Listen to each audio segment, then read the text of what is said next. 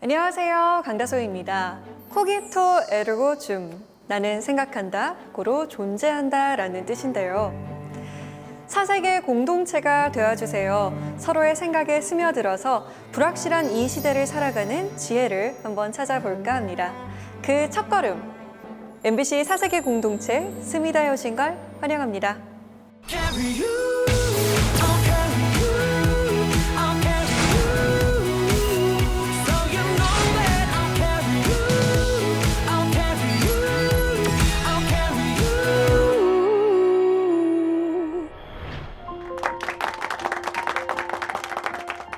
한 청년이 지구 반대편의 낯선 나라 쿠바로 여행을 떠납니다. 그 여행에서 그 청년은 아주 우연한 만남을 갖게 되는데요.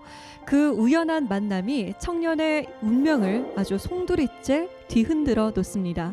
전도 유망했던 변호사였는데 돌연 카메라를 들고 다큐멘터리를 찍게 된 건데요. 오늘 다큐 영화 헤로니모의 전우석 감독을 지금 만나보시죠.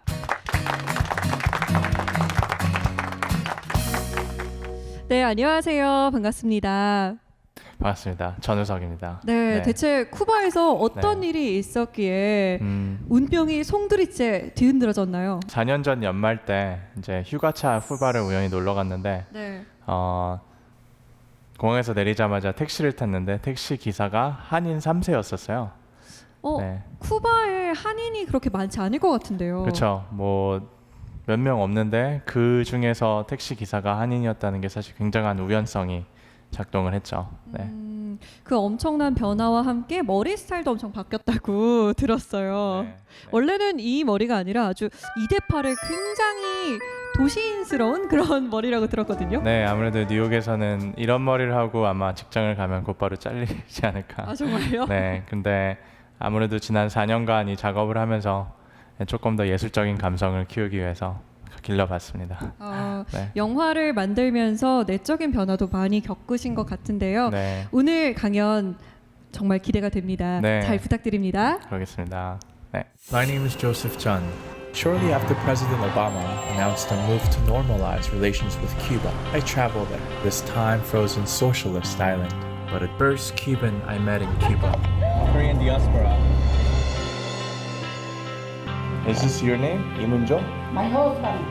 Korean surrounded by his Cuban comrades of the Communist Party. How could this be? While Fidel Castro was in the mountains, in the city, there was clandestine group. Jerónimo was part of that. Él luchó por la revolución cubana, a favor de la revolución cubana. 꿈에나 그려볼 수 있었던 조국. 이제야 부모들이 그렇게도 가보고 싶어했던 조국의 땅내음을 맡을 수 있게 됐습니다. 이렇게 울먹하면서 아버님 말씀을 제가 너무 안 들은 것 같아요. 정체성을 지켜야 된다. Jerónimo hizo unir a todos los coreanos de distintos pueblos. Como mismo se dedicó al principio a trabajar para el gobierno, con ese mismo entusiasmo, se dedicó a trabajar por la asociación. 나는 이문조입니다. 오늘 기쁜 날입니다. 이렇게 만나서 반갑습니다.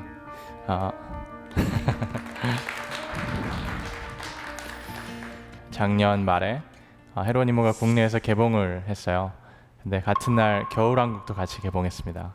그래서 사실 저도 만약 내 영화가 10만, 50만, 100만 혹은 니마 내 강을 건너지마 혹은 유명한 다른 다큐멘터리처럼 몇백만의 관객이 들면 얼마나 좋을까 이런 상상을 해본 적도 사실 있는데요. 우리가 많은 관객은 이렇게 동원하지 못했지만 저는 적어도 하나의 키워드를 헤로니모가 우리 국민에게 이렇게 제시를 했다고 생각합니다. 그 단어는 디아스포라라는 말인데요. 혹시 디아스포라라는 말을 들어본 적이 있으신가요? 디아스포라는 이런 뜻입니다.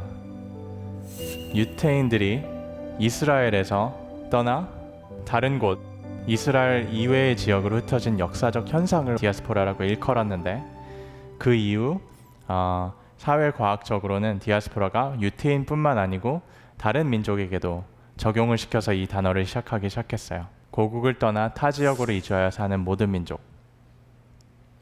여러분은 혹시 코리안 디아스포라, 그러니까 한인 디아스포라에 대해서 살면서 생각해 보신 적이 있으신가요?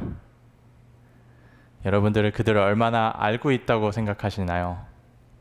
혹은 그들이 누구인지, 우리와 같은 민족에서 출발했지만 한반도 밖에서 살아가는 그들에 대해서, 그들의 존재에 대해서, 그들의 역사에 대해서, 그들의 현재에 대해서 생각해 보신 적이 있으신가요?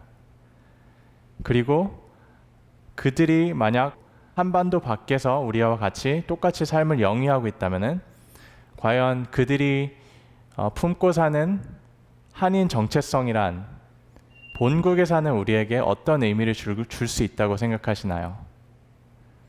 저는 헤로니모에 대한 이야기를 하기 전에 사실 제가 헤로니모라는 캐릭터에 관심을 갖게 된 그런 저의 내적 배경에 대해서 설명을 해야 될 것 같아요.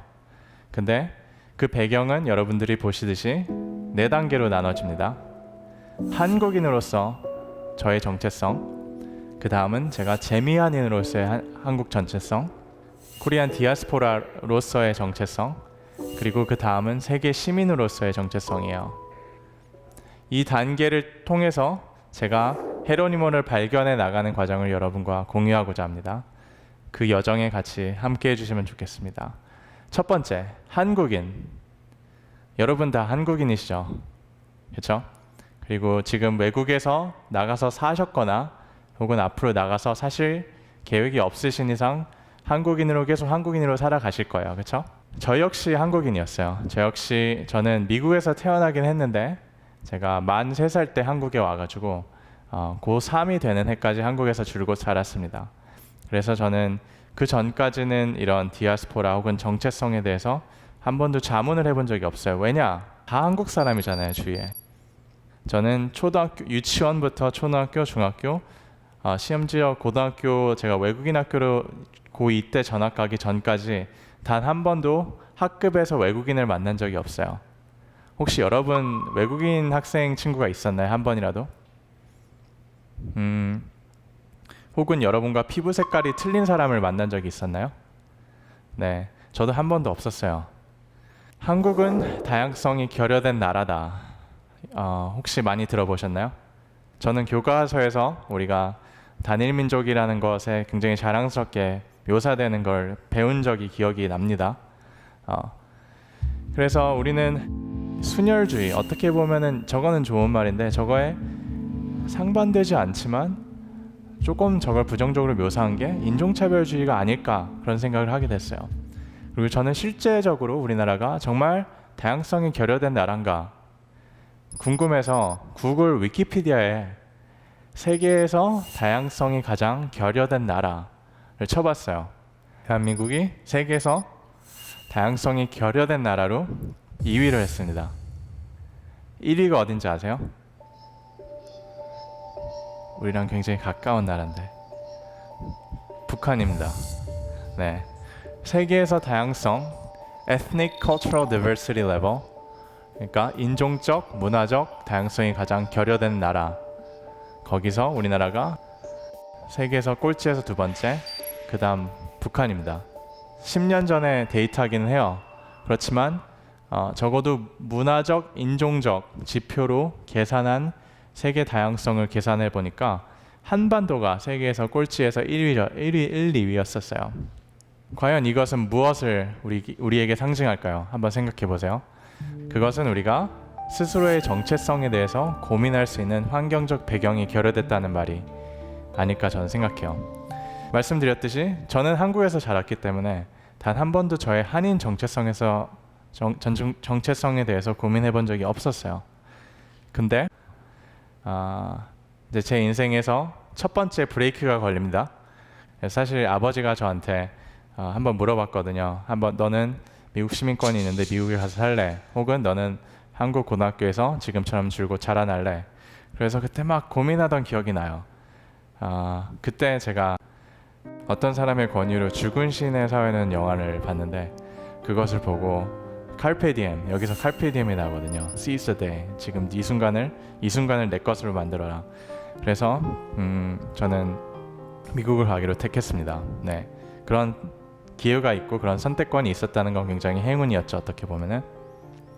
그래서 저는 미국에 딱 도착했는데 그때 처음으로 저는 다수의 일원에서 소수의 일원이 되는 경험을 했어요. 그 전까지는 단 한 번도 내가 한국에서 소수인이라고 생각해 본 적이 없었어요. 고등학교를 가면은, 중학교를 가면, 초등학교를 가면 다 나와 똑같이 생긴 친구들이 있고, 나는 한국인으로서 내가 떳떳하게 발언할 수 있고, 내가 길거리를 걸어가는데 내 생김새나 혹은 내 피부색이 노출이 되었을 때 다른 사람들이 나를 이상하게 쳐다보지 않고, 하지만 그와 정반대의 경험이 미국에서는 존재하는 거였어요. 다수의 일원이었다 소수의 일원이 되는 경험. 그것은 어떻게 보면은 제가 스스로 느끼고 있던 제 스스로에 대한 정체성을 완전히 바꿔버리는 경험이었었어요. 그래서 그때 제가 이제 느꼈었던 거는, 내가 만약 미국 사람이 되기로 결심을 해서 미국에 왔으면은 나한테는 아마 앞으로 2개의 선택권이 주어지겠다. 첫 번째, 내가 한국인의 정체성을 자랑스럽게 생각하고 다른 미국인들이 나를 있는 그대로 받아주기를 기대를 하는 것. 혹은 두 번째, 내가 갖고 있는 한국인의 정체성을 버리고 최대한 미국화, 주류화, 최대한 백인화가 되려고 노력을 해야겠다. 이런 생각을 처음에 되게 많이 했었어요. 여러분들은 어떨 것 같아요? 만약 여러분이 갑자기 미국에 아예 이민을 간다고 생각해 보세요. 그러면은 최대한 미국화 되려고 노력하시겠어요? 아니면은 한국인임을 자랑스럽게 생각하고 여러분 주변에 있는 미국 사람들이 자신을 있는 그대로 받아주기를 기대할 뿐이시겠어요? 이런 문제로 되게 고민을 하고 있다가 미국 대학을 딱 갔는데 대학교에서 이 사건에 대해서 배우게 됐어요. 그리고 이 사건이 제가 그 전에 갖고 있었던 한국과 미국 사이의 정체성 중에 갈팡질팡하던 거에 해결책을 제시를 했었어요. LA 폭동 사건에 대해서 들어보신 적 혹시 있으신가요? 들어보신 적 있으세요? 92년도에 LA 폭동 사건이 굉장히 크게 터졌었어요. 그리고 현재까지 미국에서는 이 사건이 흑백 갈등으로 이렇게 비춰지고 있어요. 근데 흑백 갈등 사이에 잊혀진 하나의 스토리가 있습니다. 그것은 미주에 사는, 특히 LA에 사는 한인들이 가장 큰 피해자 중에 하나였다는 거죠. 이제부터 여러분께 LA 폭동 사건에 대해서 조금 소개를 하겠습니다. 어느 날 어떤 한 행인이 주유소에서 기름을 넣고 있는데 반대편 고속도로에서 흑인이 16명의 백인 경찰들에게 둘러싸여서 막 구타를 당하는 이 장면을 목격한 거예요. 너무 충격을 받아서 이 사람이 소지하고 있던 비디오 카메라를 꺼내서 이 장면을 촬영을 했어요. 이걸 다음날 주류 언론에 다 뿌렸어요. 그러니까 미국 주류 언론에서 이거를 그날 아침에 보도를 했죠. 보도를 하고 난 다음에 어땠을까요? 미국에 정말 많은 인권, 그리고 특히 흑인 인권단체들이 일어나서 이제 외쳤습니다. 저거 봐라. 우리가 몇십 년 동안 공권력에 차별받는 사건이 이렇게 버젓이하게 우리 앞에 이제 나타나고 있다. 이것으로 인해서 미국 주류 사회의 그런 차별 정책 혹은 개개인들의 인종차별주의적인 성향이 이렇게 나타나지 않느냐. 이렇게 막 이게 사실 대화가 굉장히 공론화가 돼 있었어요. 건강하게. 막 그러던 중에 갑자기 이 모든 사건의 본질을 바꿔버리는 사건이 등장합니다.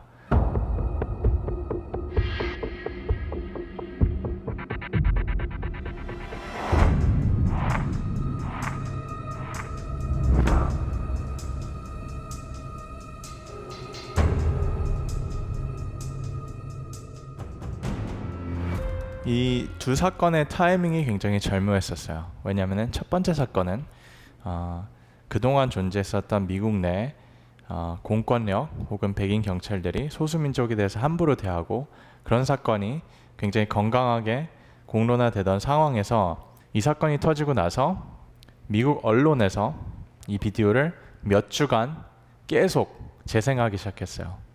정치 음모론 중에서 이런 거 있잖아요. 하나의 사건을 덮기 위해서 다른 더 충격적인 사건을 한다. 이건 사실 제 주장이 아닙니다. 이 사건을 몇십 년 동안 오랫동안 연구한 학자들 혹은 인권 운동가들의 주장인데 그 사람들이 주장하는 것은 첫째 사건을 덮기 위해서 두 번째 사건을 굉장히 극대화시켰다고 해요.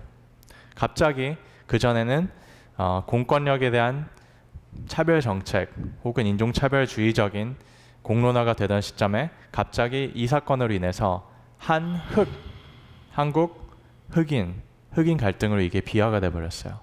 그래서 그때부터 그 전까지 물론 안 좋았었던 한흑 관계가 이 사건으로 인해서 너무 더 안 좋아집니다. 그리고 1년 뒤에 무슨 일이 있었는지 알아요? 1년 뒤에 아까 한 명의 흑인 로드니 킹이 16명의 백인 경찰들로부터 막 구타당한 사건 있잖아요. 거기서 4명의 경찰이 기소가 됐었는데 무죄로 다 풀려났어요. 이 4명의 경찰에게 무죄 판정을 내리고 나서 그 후 72시간 동안 LA에 있는 코리아타운이 완전히 불바다가 됐어요. 1992년 오늘 우리 교민들이 많이 살고 있는 미국 로스앤젤레스에서 폭동이 일어났습니다. 발단은 이날 있었던 재판 결과 1년 전 흑인 청년 로드니 킹을 폭행한 백인 경찰들에게 무죄가 선고되자 격분한 흑인들이 거리로 뛰쳐나와 불을 지르고 상점을 약탈하기 시작했습니다.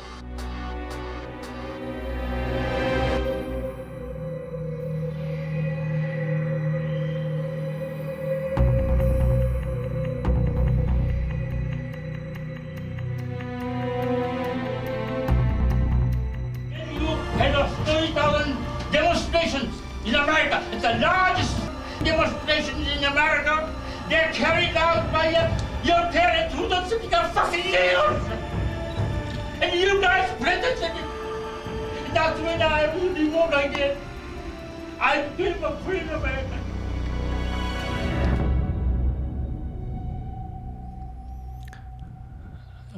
충격적이죠, 그렇죠? 실제 그 배심원들이 이 4명의 경찰에게 무죄 판정을 내리고 나서 그 후 72시간 동안 LA에 있는 코리아타운이 완전히 불바다가 됐어요. 다 없어졌어요. 예, 상점이 다 불타오르고 모든 상점 주인들이 강탈당하고 사람도 죽고 72시간 동안 공권력, 경찰 부대가 어디 갔는지 아세요? 코리아타운 바로 옆에 여러분 베벌리힐스라는 굉장히 유명한 비싼 동네 있잖아요. 거기를 지키기 위해서 거기 앞에 바리케이드를 치고 72시간 동안 여기만 지키고 있었어요. 네. 그리고 저 멀리서 불타오르는 코리아타운의 사람들 서로 폭행하고 싸우고 그런 거는 버젓이 지켜보고 있었습니다. 아무도 한인들을 위해서 도와주지 않았어요. 그러니까 한인 주인들이 직접 총을 들고 와서 자기 스스로를 보호하기 위해서 저렇게 지켰습니다. 근데 미국 언론에서는 또 저거를 보도를 하면서 저 사람들 총 라이센스 있는지 검사해봐야 된다. 저 무법자들 봐라. 여기서 LA 시내 한복판에서 저렇게 총싸움을 하고 있다. 그러면서 한인들 어떻게 보면 범법자로 이렇게 비치는 그런 굉장히 편향된 보도를 굉장히 많이 했었어요. 그리고 마지막에 나왔던 저 할아버지 영상 있잖아요. 저는 저기서 제가 저 카메라를 촬영한 건데 저 할아버지를 학생으로서 저기 앉아있던 바로 그 자리에서 제 인생이 바뀌어버렸어요. 그 전까지만 해도 저는 내가 과연 한국인이 돼야 되냐 혹은 미국인이 돼야 되냐 이런 갈팡질팡을 하다가 LA 폭동 사건을 통해서 재미 한인이 되어야겠다. 코리안 아메리칸이 돼야겠다. 그 말인즉 미국 내 책임 있는 소수 민족이 돼야겠다. 그런 결심을 하게 되는 계기가 됐습니다. 제가 만약 오늘 여러분께 LA 폭동 사건을 소개를 하면서 한인이 순전히 피해자였다고 주장한다면 그건 역시 잘못된 주장이었을 거예요. 왜냐? 우리가 백인들을 보면서 미국에서 레이시스트라고 욕을 하는데 사실상 우리도 굉장히 레이시스트였어요. 한인 상점 주인들이 어떻게 보면 미국 주류 좀 있는 사람 혹은 백인 이런 분들한테는 굉장히 잘해줬지만 우리가 종업원으로 사용하는 혹은 우리의 손님인 다른 소수민족, 라틴 계열, 흑인 계열 혹은 다른 동남아 계열 이분들은 굉장히 무시했었어요. 오랫동안. 거기에서 늘 마찰이 있었고 이게 더 극대화되었습니다. 그래서 두 가지 의식 변화가 일어나요. 첫 번째, 우리 스스로 존재하는 인종차별주의 그거에 대해서 우리가 자문하기 시작했어요. 그리고 그때까지만 해도 공동체적 의식이 결여가 됐었어요. 여러분 70년, 80년, 90년대 미국 간 친구들 혹시 알아요? 혹은 엄마 친구, 엄마 아빠 친구들 보시면은 아메리칸 드림을 위해서 갔어요. 여기서 말하는 아메리칸 드림이 뭐였을까요? 대부분 경제적으로 성공하는 거였어요. 그리고 자녀들을 좋은 교육을 시켜서 좋은 대학교로 보내서 좋은 직업을 갖게 하는 게 아메리칸 드림이었어요. 미국에 가서 내가 책임 있는 성숙한 미국 시민이 돼야겠다 이렇게 생각하고 간 사람은 사실 많이 없었을 거예요. 근데 이 사건이 터지고 나서 모든 사람들이 공동체적으로 자각을 하기 시작했죠. 이렇게 더 이상 살면 안 되겠다. 아메리칸 드림의 definition, 정의가 바뀌어야겠다. 그래서 자아 성찰이 이뤄지고 두 번째, 권력 신장. 당시 LA 폭동 사건이 터졌을 때 공직에 선출된 재미 한인이 단 한 명도 없었어요.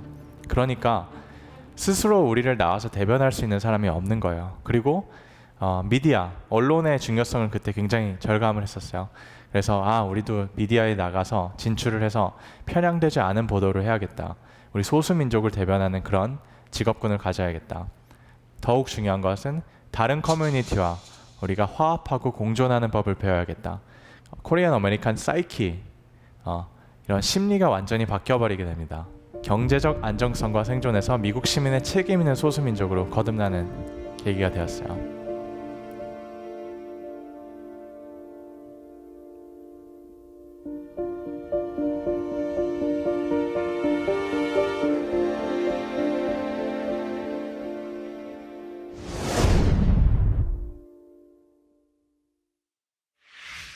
제가 대학을 졸업하고 나서 몇 개월 뒤에 연변에 가게 됐어요. 예, 저는 사실 첫 번째 직장을 연변과학기술대학교라는 데서 한 학기 동안 친구들과 교류하면서 보냈는데 연별이죠. 연길입니다. 예, 그때 대학 막 졸업해서 막 자유로울 때 찍었던 사진이에요. 제가 캘리포니아에서 대학을 다녔기 때문에 LA에 있는 코리아타운, 한인타운이 한국 밖에 있는 가장 큰 한국인 줄 알았어요. 근데 연변에 가보니까 한문과 더불어서 한국어 공용으로 사용되는 자치주, 거기서 100만 명 이상의 한인이 모여서 한국말을 하고 한국 음식을 먹고 한국 음악을 듣고 한국 전통 소설을 읽고 막 춘향전 같은 것들을 서로 막 이렇게 하면서 지내는 거예요. 엄청난 충격이었어요. 그 전까지만 해도 내가 미국인이 되느냐 한국인이 되느냐 재미 한인 정체성이 있다 이러던 중에 또 다른 한인의 세계를 처음으로 맛보게 된 거죠. 그래서 거기서 많은 조선족 친구들을 사귀게 돼요. 어느 날 일수라는 친구가 저한테 형님 이번 주말에 뭐 합니까? 이렇게 물어보는 거예요. 그래서 별거 없다고. 그러니까 자기 고향을 저한테 소개시켜주고 싶대요. 그러더니 그래 같이 가자. 그러니까 저희가 막 굉장히 허름한 버스에 타서 막 탈탈탈탈 거리면서 막 오랫동안 한두 시간인가 해서 왕청이라는 도시에 도착했어요. 왕청. 우리 할머니 소개시켜주겠다고. 집에 들어가니까 할머니랑 남동생이 있더라고요. 좀 이상하지 않아요? 오랜만에 집에 갔는데 할머니랑 남동생만 있어요. 엄마 아버지는 어디 있어? 그러니까 엄마 아버지는 한국에서 노동을 하고 계시대요. 엄마 아버지가 노동하시는 돈으로 저희가 대학을 가고 여기서 끼니를 때우고 있다고 하더라고요. 굉장히 허름한 집이었는데, 그러면서 할머니가 저한테 맛있는 옥수수죽을 해주셨었어요. 아직도 그 맛이 기억나요. 되게 정이 듬뿍 담겨있는 되게 맛있는 죽이었는데, 부모님이 한국에서 막노동을 하면서 되게 차별을 많이 받고 있다고 저한테 그때 얘기를 해줬어요. 네. 그때만 해도 지금처럼 한국에서 조선족이 많이 화제가 되거나 이렇게 부정적인 이미지가 많을 때는 아니었었어요. 제가 갖고 있는 사실 조선족에 대한 이미지는 이 사건 혹은 이와 비슷한 사건 여러 개가 형성합니다. 근데 점점 가면 갈수록 국내에서 그들을 바라보는 시선이 불편해지고 그들의 이미지가 굉장히 부정적으로 비춰지고 그러는 거에 저는 나중에 굉장히 환멸을 느끼게 됐어요. 제가 독일에 또 배낭여행을 했었어요. 10년 전에. 근데 우연히 함부르그라는 도시에 있는 독일 한인들을 만나게 됐어요. 제독 한인 형 집에서 자는데 그 형이 조세바 오늘 밤에 함부르그에 있는 독일 한인 후손들이 모이는 자리가 있다. 같이 가볼래? 그래서 갔어요. 그러니까 한 100명 정도 되는 독일 한인 후손들이 2세들이 모여서 같이 대화를 나누고 정체성에 대해서 토론을 하고 같이 축배를 즐기고 막 파티도 하고 그러는 걸 보면서 또 다른 충격을 먹었습니다. 제가 법대를 다닐 때 브라질 상파울로에 인턴을 하러 갔어요. 거기도 역시 5만 명 정도 교포가 있어요. 브라질에. 그 중에는 당연히 호녀라도 있고 다양각색의 사람들이 있었습니다. 2010년에 또 남아공에 인턴을 하러 갔어요. 마침 당시 월드컵 기간이었어요. 예. 그래서 월드컵 경기를 보는데 남아공에 사는 한인 후손들을 또 만나게 됩니다. 여기서는 선교사님 자녀들, 그리고 사업가 자녀들, 그리고 주재원 자녀들 등등등이 모여서 몇천 명의 규모의 한인 커뮤니티가 또 있다고요. 그리고 이것은 사실 작년이긴 한데 고려인에 대해서는 조금 더 우리가 알 거라고 생각해요. 일제강점기 시절 그 이전 혹은 그 이후에 끊임없이 사할린 혹은 중앙아시아로 이주한 혹은 이주된 그런 여러 30만 명, 40만 명 이상의 고려인들이 존재합니다. 점점 저는 이렇게 여러 세계에서 온 한인들을 만나게 되는 계기가 있었어요.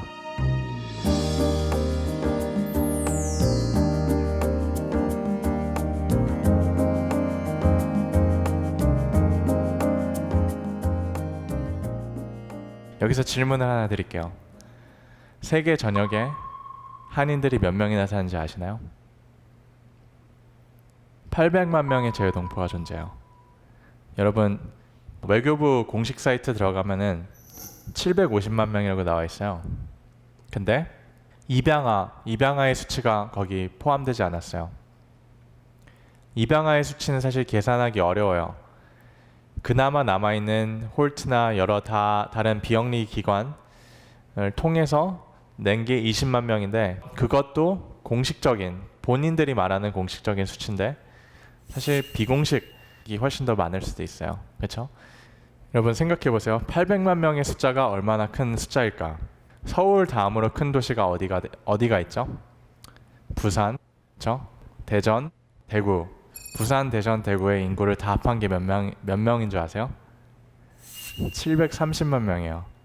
네, 그것보다 훨씬 더 많은 숫자의 제외동포가 존재합니다. 저는 제외동포를 얘기하면서 유태인의 예를 많이 공부하고 있어요. 유태인 디아스포라, 우리 많이 듣죠? 유태인은 거의 3,000년 동안 나라가 없었어요. 솔로몬 이후에 나라가 2개가 됐다가 바빌론이 쳐들어오면서 그때부터 모든 유태인, 우리가 일컫는 모든 유태인은 이스라엘이 자기 본국이 없으면서 살아가던 사람들이었어요. 그렇죠? 유태인 디아스포라가 3,000년 동안 자기들 각국에서 떠돌아다니다가 이들이 모여서 1948년에 나라를 만들었어요. 이스라엘. 디아스포라가 모여서 나라를 만들었어요. 근데 생각해 보세요, 여러분. 디아스포라. 아까 제가 계속 한인 디아스포라 얘기했잖아요. 세계에서 인구 대비 우리 민족이 가장 많이 밖에 사는 나라 5개 중에 하나라고 합니다. 남한 인구의 16%가 밖에 살고 혹은 남북한 인구 10% 이상이 한반도 밖에 거주하고 있어요. 최근에 법률선 스님께서 쓰신 책이 있어요. 거기 책에서 굉장히 대범한 제안을 우리한테 해주셨어요. 뭐냐면은 우리 근현대사부터 각 세대마다 공통적 세대적 대의가 있었대요. 시대적 사명. 100년 전에 우리의 시대의 사명은 뭐였을까요? 증조부 시대 때 조국 독립을 위해서 모든 사람들이 싸우고 있지 않았을까요? 그럼 그 다음 세대는 어떤 세대일까요? 40년대부터 70년대 우리가 막 해방이 됐어요. 해방이 됐는데 갑자기 나라가 둘로 찢어지고 전쟁에서 온 나라가 폐허가 됐어요. 그때 우리나라가 세계에서 2번째로 못 사는 나라였잖아요. 좀 잘 먹고 잘 살자, 그렇죠? 경제 발전 이룩하자. 그 다음 세대는 뭐였을까요? 어느 정도 잘 먹고 잘 살게 됐어요. 근데 아직도 우리나라 대통령이 독재였고 인권이 아직 유린되고 개인적 자유가 없으니까 민주화를 이룩하자. 민주화가 아마 세대적 사명이었을 것 같아요.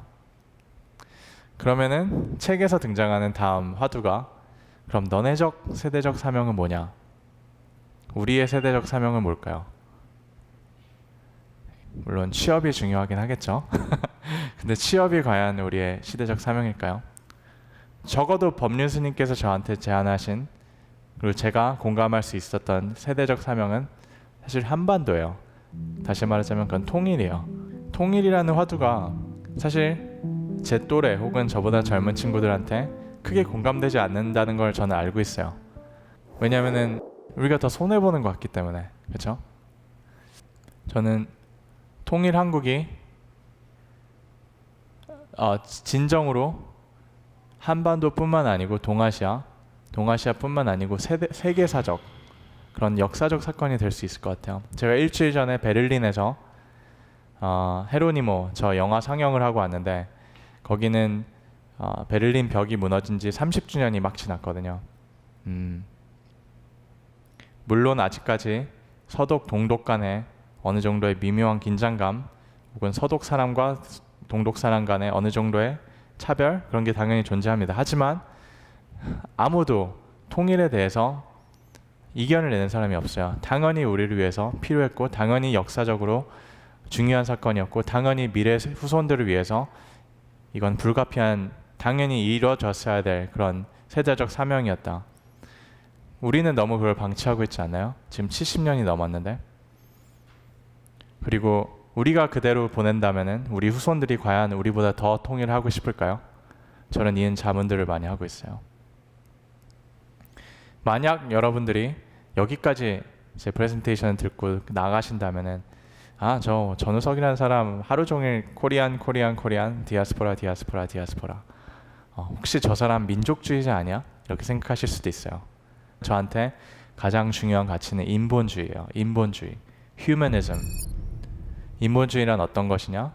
세계 시민관이에요. 세계 시민관.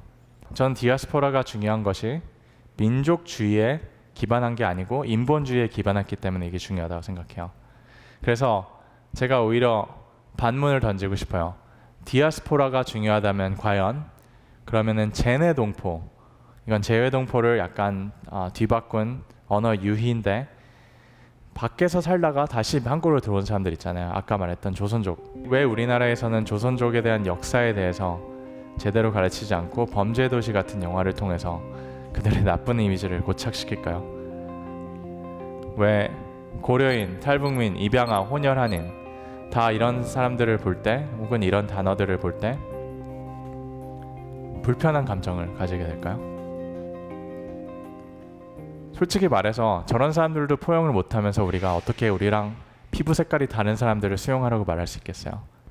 광주에서 다문화 가정을 위해서 열심히 일하시는 박홍순 목사님이라는 분이 계세요. 이주민과 반대되는 말, 즉 우리를 지칭하는 거죠. 그 어떤 단어를 사용하시는지 아세요? 바로 옆에 있는 선주민이라는 단어를 사용했어요. 우리를 선주민이라고 일컫는 거예요. 한 번이라도 그렇게 생각해 본 적 있으세요? 이주민보다 조금 더 먼저 온 선주민, 그것뿐이다. 그것보다 더 이상의 의무를 왜 부여를 하느냐? 그들보다 조금 더 먼저 온 우린 선주민일 뿐이지 이주민과 별 다른 게 없다. 어휘 사용 하나가 또 시각을 바꿔줬습니다. 저한테는. 800만 명의 재외동포가 해외에서 소수민족으로 살아가든 국내로 들어오는 새로운 한인들에 대해서 우리가 과연 어떻게 생각해야 될지 여러분들이 또 같이 자문했으면 좋겠습니다. 가장 중요한 것은 우리가 세계 시민이 된 거라고 생각해요. 한국 민족주의자가 되는 게 아니고. 헤로니모는 여태까지 제가 이렇게 고민하고 씨름하던 정체성 이슈의 최종 결정판이었어요. 쿠바에 놀러 갔는데 쿠바 택시 기사를 만났는데 그 사람이 한인이었고 어떻게 여기 오셨어요? 그러니까 자신 할아버지가 애니깽 멕시코 농장에 100년 전에 팔려왔고 아버지는 쿠바 혁명에서 싸웠습니다. 이런 말을 딱 듣는 순간 저 사람이다. 저 사람이 모든 디아스포라가 갖고 있는 정체성 고민을 풀어줄 수 있는 사람이다. 저는 그 확신이 있었어요. From a hostel I booked several days ago, just happens to be fourth generation Korean Cuban, whose father was the legendary Jeronimo Lim. Im Eun-jo in Korean. That's where everything started. Although Geronimo passed away in 2006, I got to meet Geronimo's wife, daughter, son, and other family members who told me about the incredible journey Geronimo and his family had to go through in the past 100 years in Cuba.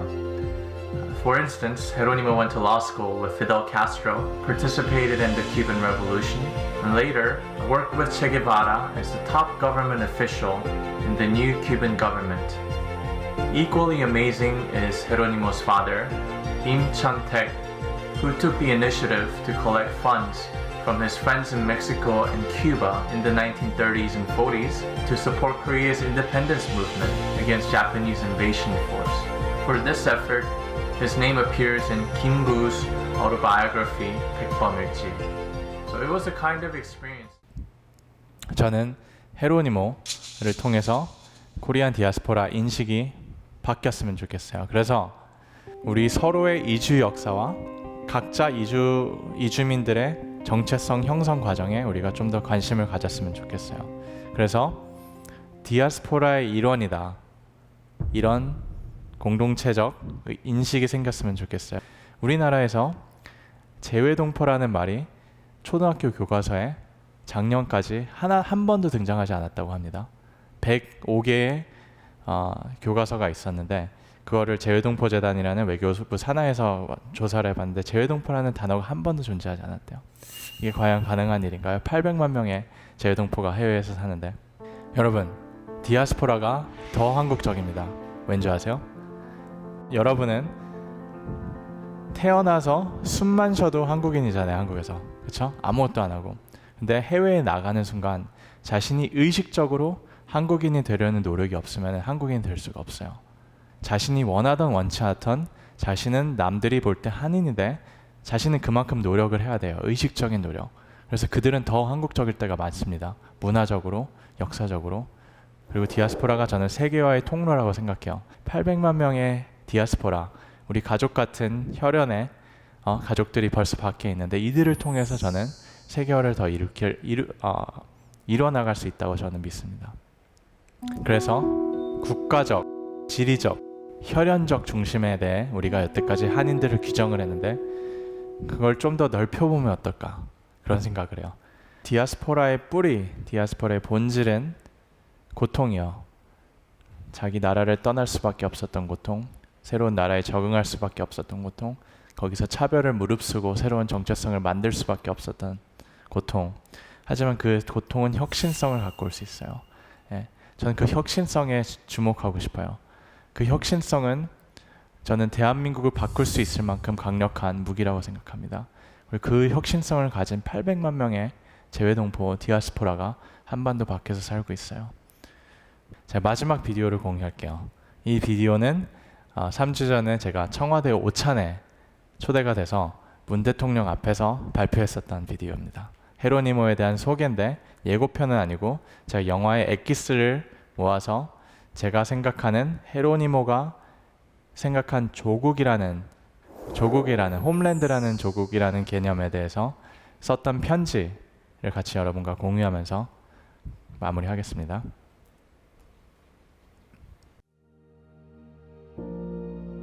Para mí yo soy coreano, yo no soy cubano. Para mí yo soy coreano. Y me muero siendo coreano. ¿Comprende? Porque la única patria que reconoció mi padre y mi madre. 나한테 한국어 좋지 않아요. 그렇지만 매일 한국어 공부하고 있어요. 한국 개그맨 사람입니다. 알아요. 그렇지만 난 한국 사람입니다. Could you read the letter from your grandfather? Ya. La patria. Patria es el legado de abnegación de nuestros antecesores y la ofrenda de nuestros mártires. Es la inspiración de los que sueñan un mañana mejor y un futuro de hermandad. Su concepto va más allá de las fronteras geográficas. No se limita a los que nacen en un lugar determinado, ni se sujeta a las normas políticas de un nacionalismo egoísta. El sentimiento patriótico debe fundirles a la esperanza y al clamor de los desposeídos, de los explotados que aspiran y luchan por un mundo mejor. La patria es la dignidad y el honor de los que saben merecerla.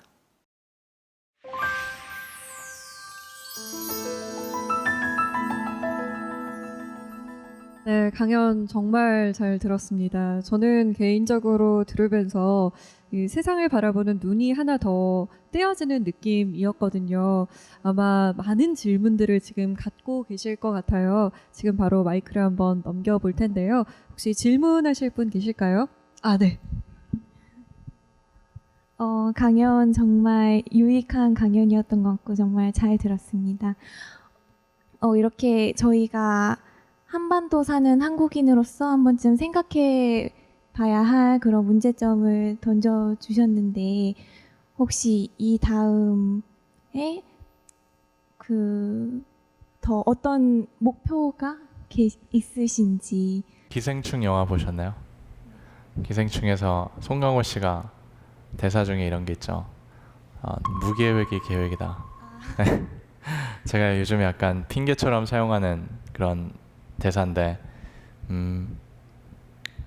변호사 직업을 포함해서 사실 제가 원하던 여러 다른 플랜들이 있었어요. 근데 그런 플랜들이 다 잘 안 풀리더라고요. 안 풀리던 중에 헤로니모를 만났어요. 그리고 헤로니모와 관련된 프로젝트가 4년 동안 진행이 됐고, 근데 헤로니모 하던 중에 혹은 마무리 중에 또 다른 플랜을 제가 나름대로 세웠는데 그게 다 안 되더라고요. 그러니까 또 다른 헤로니모 같은 프로젝트가 기다리고 있나 약간 이렇게 제가 스스로 기대를 하고 있고요. 제 소명은 디아스포라입니다. 그래서 저는 멀리 봤을 땐 늘 디아스포라와 관련된 일을 하고 있을 것 같고, 제가 생각하기에 중요한 것은 이런 여러 디아스포라, 우리에게 영감을 불러일으키고 우리에게 도전을 줄 수 있는 디아스포라의 스토리가 계속해서 재조명되면 좋겠어요. 그래서 그게 구체적으로 어떤 나라가 어떤 인종이 될지는 모르겠지만 그쪽을 계속 할 것 같습니다. 정말 재밌게 잘 들었고요. 제가 한국어 교육을 공부를 하면서 다문화 가정이나 아니면 한국에 들어와 있는 외국인 친구들을 만나면서 든 생각이 있었는데요. 국내에 있는 한국인들이 그들에 대해서 생각하는 이런 개념들이 생각보다 더 부족하다는 걸 느낄 수 있었는데, 그런 분들을 위해서 좀 더 어떤 이런 개념들을 알 수 있게끔 하는 구체적인 방법이 있을까요? 그러니까 그런 분들이라고 지칭하시면은 한국인들, 저는 사실 헤로니모가 그 시발점이 됐으면 좋겠다고 생각을 했었어요. 왜냐면은 전 디아스포라라는 개념을 더 개념화시키고 싶거든요. 더 공론화시키고, 그게 성경에서나 보는 유태인들에게만 적용되는 것이 아니고 우리나라조차도 이런 디아스포라가 있고 그들을 활용할 수 있고 그들과 끈끈한 친밀한 관계를 유지를 할 수 있고 그들로부터 배울 수도 있고 그들을 도와줄 수도 있고, 어떻게 하면 저도 그게 더 우리 인식에 박힐 수 있을까 많이 고민하는 중이고, 헤로니모가 어느 정도는 그 시작을 했다고 생각을 해요. 그래서 저는 사실 우리가 어떤 개념화를 정립을 할 때 그걸 알고 하는 거랑 모르고 하는 거랑 굉장히 다르잖아요. 디아스포라라는 개념이 우리한테 조금이라도 더 있을 때 이와 유사한 관련된 프로젝트 혹은 이걸 좀 더 파고드는 학계적 시도, 그런 게 앞으로 쭉 있을 수 있다고 생각합니다. 근데 가장 중요한 것은 한국어 공부를 만약 하신다면은 혹은 선생님들이라면은 아이들에게 이런 재외동포, 디아스포라에 대한 개념을 계속 소개시켜주고 그들이 이거에 대해서 큰 이질감이 없을 수 있도록 이렇게 인도해 주시고, 그런 과정이 굉장히 중요한 것 같아요. 모든 건 사실 교육으로부터 시작을 하니까요. 그렇죠? 네. 많이 도와주세요. 네.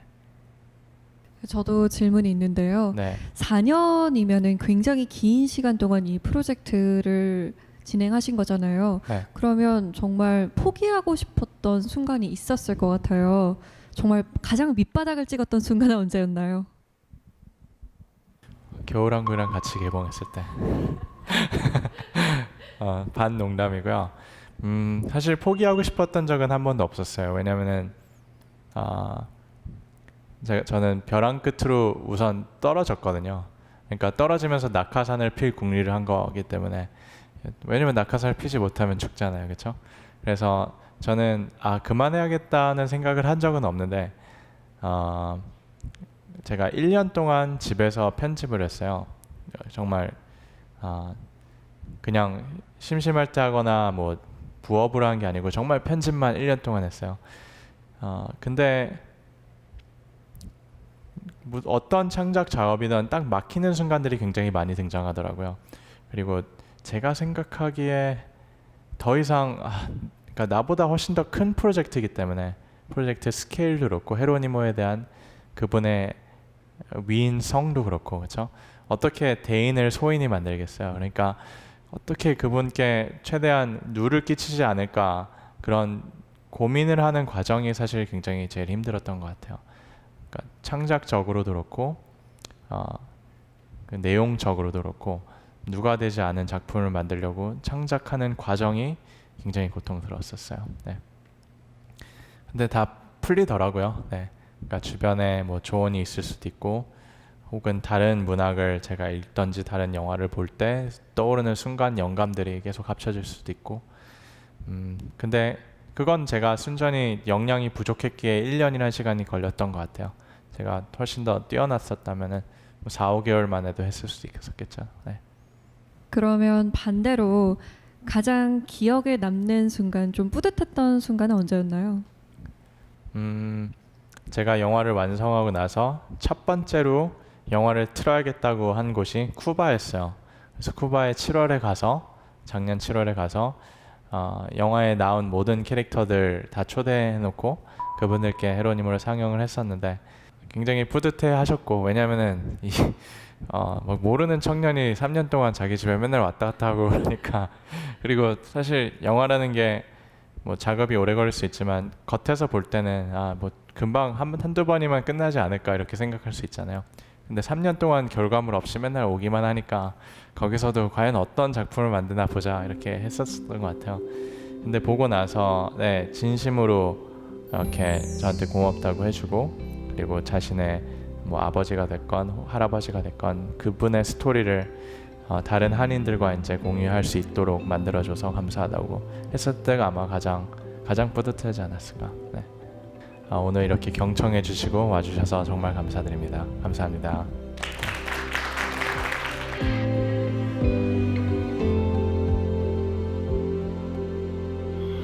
에네켄 농장에서 일하던 쿠바의 한인들에겐 애증의 이름이라고 합니다. 에네켄은 선박용 로프의 원료인데요. 잎이 워낙에 두껍고 양 옆에 단단한 가시가 돋아 있어서 손에 피가 멈출 날이 없었다고 합니다. 어느새 에네켄은 쿠바 한인의 또 다른 이름이 되었는데요. 고단한 삶에서도 잊지 않았던 정체성, 우리도 에네켄을 절대 잊지 않겠습니다. With simple songs I wanted more. Perfection is so quick to bore. You are more beautiful by far. Our flaws are who we